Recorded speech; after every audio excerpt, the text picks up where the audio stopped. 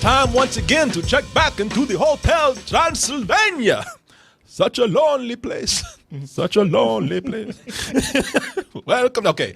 Now. Okay. I thought you had a first one. I know you. I was gonna sing the whole song, Martin, but I can't stand Adam Sandler. I mean, I think he'd be cool to hang out with, but as a movie star and a filmmaker, fuck him. Don't like Adam Sandler, and hated his last cartoon, 8 Crazy Nights. Oh, 8 Crazy Nights. So when I heard he was getting back into the animation, I said, oh shit.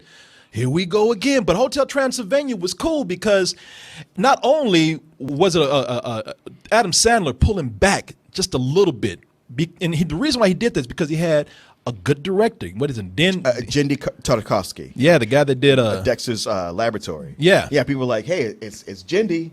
And it's like, okay, he did that. He did those good Star Wars cartoons. Clone Wars, yeah. Yeah, so maybe, I don't know. But yeah, Adam Sandler decided to not be Adam Sandler, but to be an actor. Exactly.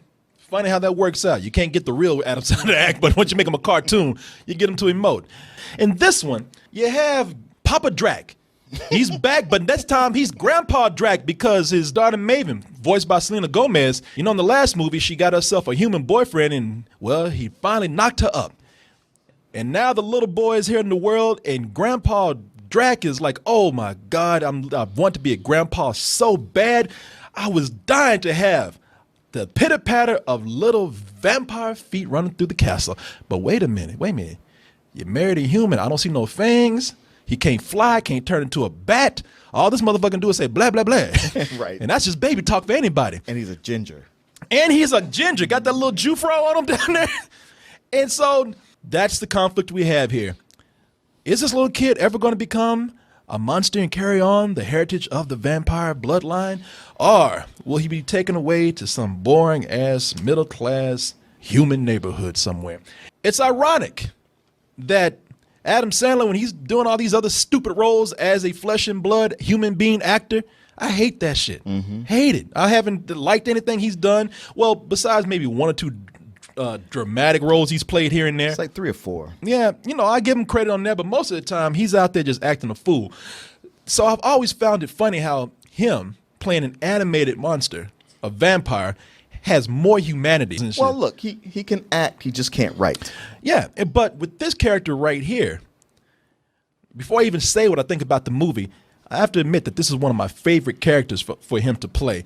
I've always thought that this is a very tender side of Adam Sandler that we have not seen, and now we still see it. Even though he has a grandson, he still sees his daughter as a little girl, and I love this scene right here. If nothing else about the movie, I love this scene where he's coming in and he's singing a lullaby for both of them, and you really see that he does care. He's not a monster. He cares about his family. Suffer, suffer, scream in pain. Blood is spilling from your brain. Daddy. Come on, you know how I sang it to you. Zombies gnaw you like a plum. Piercing cries and you succumb.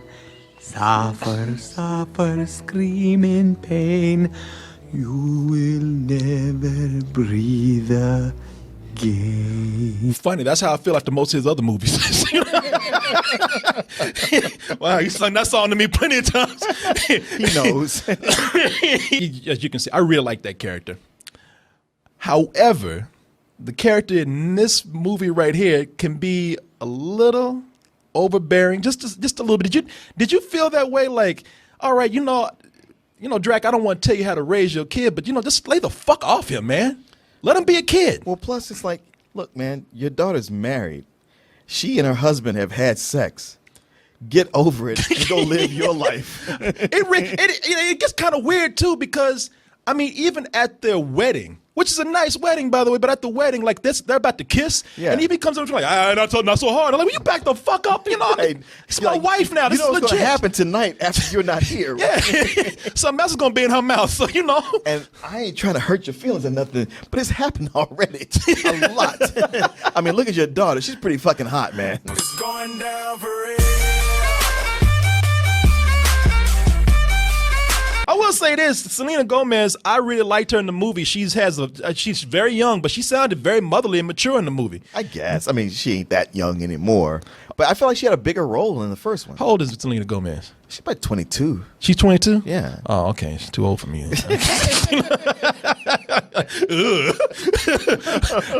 I mean, for a MILF, she's all right. You know?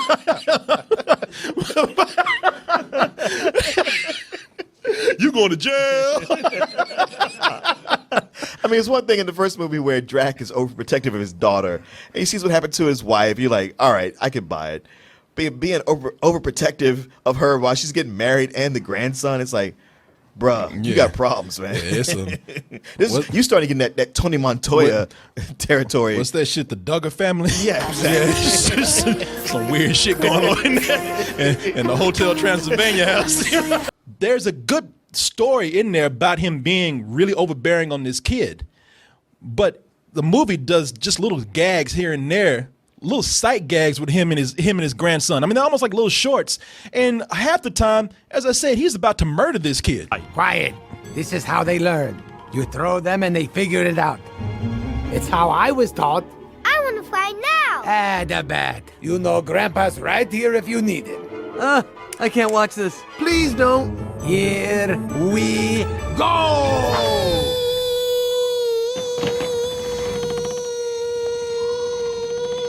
He's still not flying. He will. Still not. It'll happen. This is a tall tower. That's why it's good. You should get him. Drac! I did that my first time. He's getting too close to the ground. You know what? He's not gonna fly. Splat! Well, that would have taught him. That would have been an awkward call to his daughter. You're never going to see your boy again. But I don't know. Your son, he just jumped off the tower. yeah, The boy's crazy. if he wasn't such a pussy and turned into a bat, we wouldn't be here right now. But I like that storyline there. If it was done a little bit better, there's even other vampires telling him like, "Hey man, we're gonna call Child Protective Services. You keep fucking with this kid right now." Yeah. And I think that they missed an opportunity here because what they could have done is you don't see a lot of clips with his daughter, but she has her own way of parenting, and he has his own way of parenting. She's overprotective. He's the one that's going out there just trying to cast him to the wind to be something that he's not. And it would have been nice to actually have those two storylines kind of clash with each other. Yeah. You know what I'm saying? Instead of it might have been. they decide to like keep these two characters separate for so much of the movie so that they can have just their little chunks of comedy, which by the way, those gags don't always land well either. It missed an opportunity to not do this movie. To just let the first one stand as a classic and be done with it, because this one felt like a contractual obligation on everybody's part, where it's like, hey, we said we do two of them, and we got no ideas, but the time is up, so let's go with it. That idea of Drac wanting to raise his grandson one way and Maven raise her son a different way, you're right. That's interesting. Yeah, it could have worked. I mean, it would have just been the little Fockers all over again, but sure, but. The thing is, this is just a bunch of sight gags. Half of them work, half don't. And a bunch of pop culture references. I don't know the last time I saw a movie that was this predictable. Where I just sat there going like, this happens next, this happens next, this happens next. It felt more like an animated episode of Grown Ups than anything. Because he brings in all his buddies to do jack shit. Just to hang around. Just so they can collect paychecks. Well, you say that like it's just a bunch of pop culture references. It's just a bunch of visual gags. I don't think so. I actually think that the movie has some clever parts in here, and that's another frustrating thing because the movie wants to make a lot of social commentary. It's not going to come right out and say it, but it's making a statement about interracial relationships. Sure, like sure. the monsters in the movie, they're actually supposed to be Jews and black people. Right. Some people say, shit, that's reality. but it's you're right.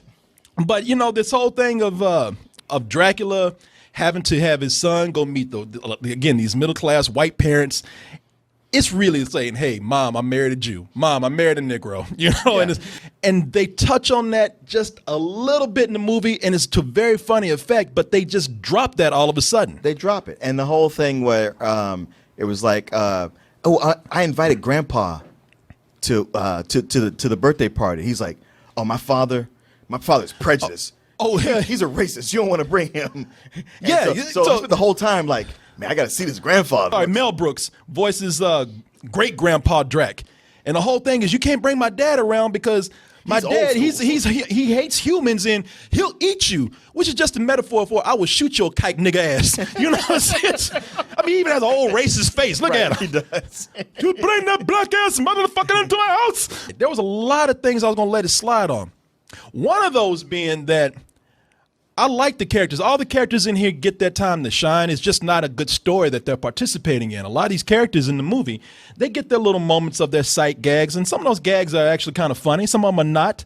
But there's only one character that I really don't like, and that is, like I said, I think his name is Jonathan Andy Samberg, the husband. Yeah. And I never liked that character. Now, in the other movie, they were able to use him to good effect. Well, everybody else around him was so good that he was minimalized. So like him not being that good, it's like, well, that's okay. You're a small part of a huge ensemble that's excellent. Yeah. He was But a plot here- device before. Now, in this movie, he's just a pure dumbass. Mm-hmm. I don't understand. I don't understand what this girl sees in this fucking guy right here. Mm-hmm. I mean, he can't do shit right. Nothing. He even admits, he's like, I'm a slacker, and everything that he can do, she can do 10 times better. Whoa, whoa, whoa! I think I scratched it. Fucking man-child. My turn.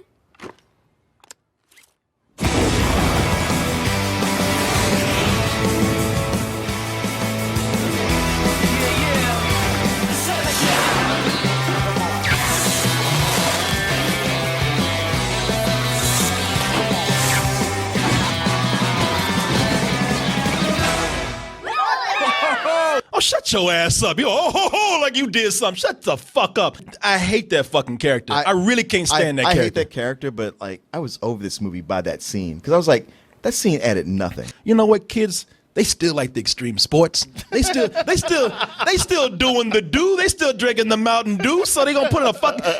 Kids don't even like do this shit that much anymore. And they putting a BMX bike scene in here and shit. What so was it like? Wow, you're the greatest at this. It's like, yeah, she's a vampire. she can't die. I give that marriage fucking 2 years, man. She can fly. I mean, okay, whatever, you guys. There's Sure. always something going on in the background. And for kids to see that, that could be a lot of fun. And I said, all right, you know something? For kids, I can let that slide. Sure. However, the moment they had great grandpa Drac come in. Hi, Dad. Are we ready to do this? You know, that's when I said, this is a script that they did not have finished at Thank all. you. Thank Because you. this guy comes in during the build him last up. 15 minutes of the movie with another villain that they don't even have time to give him a name. I know. It's like some character that just came in all of a sudden and he's the villain for the climax. I'm like, man, y'all had this. This is not a complete script right here. And you notice how in the last 10 minutes, every character turned into a superhero? You know, and they spend the whole movie talking about, Steve Buscemi plays the werewolf in the film, and Drac is talking about, man, go kill something to show my son how to be a monster. And he's like, I don't even do that He's no like, more. man, we're fucking human. I mean, we're practically humans now. We don't do this shit no more. I don't even remember how to kill people. But he knew how to tear shit up at the end of the movie. Yeah, every single character became a superhero. They were the Avengers, all of them. Yeah. It pretty much turned into like the monster version of the Avengers at the end. And it was just like, and this isn't because of some hidden talents they had. It's because you guys were lazy, and you just want to have something to have the kids, the small kids, cheer. None of it made sense. And yeah, up to that point, you know what, man? The first 30 minutes of it, I would say I got consistently mild chuckles. I wasn't enjoying it, but it was like, you know what? They pull off some cute or clever visual gag, and you know, it would be like a laugh that was isolated. Like I laughed at that gag, but didn't carry over to the next one. But then the next one would come, and there'd be something. But there was that point halfway through when I was like, okay, this script is tired. And Adam Sandler, he didn't even sound like Drac. He sounds like Robert Smigel doing Triumph the Insult Comic Dog, which I found out after the fact that Robert Smigel was one of the writers. One of the writers movie. on this. Yeah. And I was like, this is just kind of I'm just waiting for this to just play out because I can tell everything's going to happen. It's making me sad. It's that kind of movie. It's that kind of sequel that almost makes me question, was the first one that good? It's like, I know it was, but I'm like, damn. I know now you don't even want to watch. I don't even want to watch the first one now because maybe was I drunk that morning? Did I have a hangover? Maybe I was fucked up. I don't know. I mean, you got a kid, you just got to get the fuck out the house. You want to do something, want to spend some time with them. This is a good excuse for that. But as far as a movie goes, as far as a story goes, this is not a well-told story right here. It is very incomplete. I'm not going to give it points for just, being amusing to a kid as far as busy work goes. As a movie goes, it's a rental. And when I say it's a rental for you to put that shit on a machine and leave your kid right there and get the fuck out the room. Yeah, don't sit there and watch it unless you want your memories of the first unless you like to be destroyed. Exactly. Unless you like Andy Samberg in this movie, you're just a fucking stoner. Sure, why not? It's a lot of shit to watch. Man, I'm right there with you. All I kept thinking is like, yeah, I can't do no better than to give you a rental. I give you a rental because for small kids, sure, it's entertaining enough. And it's Jendy Tartakovsky, who has good animation chops. I kept feeling sorry for him. I was like, man, there's no way you liked animating this script. You just tried to find ways to be clever visually where you could. And it's funny because I was like, man, who wrote this? And it was Robert Smigel, who's a brilliant, funny guy. It was him and Adam Sandler. But with the first one, it was Robert Smigel and one or two other guys. Yeah, and yeah. They really needed those other two guys. They need to have them back. Adam Sandler and Robert Smigel, Gollum, whatever. We finished the script, sis. You might as well have Gollum write this. Just produce the motherfuckers, please. I'm tired of writing this shit.